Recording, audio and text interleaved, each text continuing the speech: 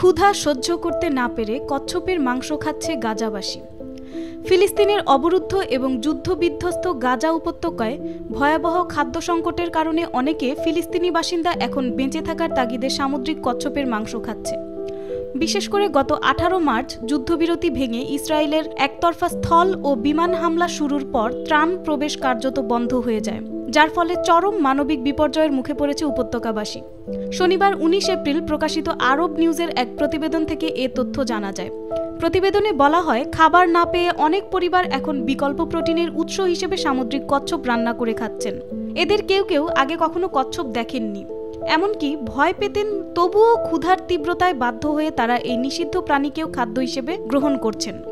গাজাবাসী মাজিদা কানান, যিনি এখন খান ইউনিস শহরের একটি তাঁবুতে পরিবার নিয়ে বসবাস করছেন, রান্নার হাঁড়িতে কচ্ছপের মাংস ফোটাতে ফোটাতে বলেন, বাচ্চারা কচ্ছপকে ভয় পেত, তাই আমরা বলেছিলাম এটা বাছুরের মাংসের মতোই সুস্বাদু। কেউ কেউ খেয়েছে, কেউ খায়নি। 61 বছর বয়সী মাজিদা বলেন, যুদ্ধ শুরু হওয়ার পর থেকে এটাই তৃতীয়বার তিনি কচ্ছপ রান্না করছেন। বাজারে কিছুই নেই, বিশেষ করে মাংস তো নেই।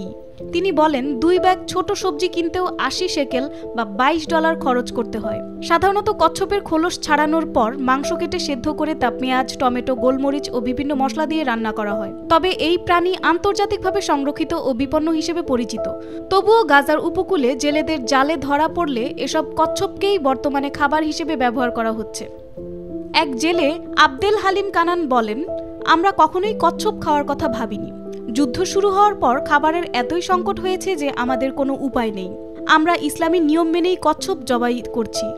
যদি দুর্ভিক্ষ না হতো তাহলে কচ্ছপ ছেড়ে দিতাম, তবে এখন আমাদের প্রোটিনের ঘাটতি পূরণ করতে হচ্ছে।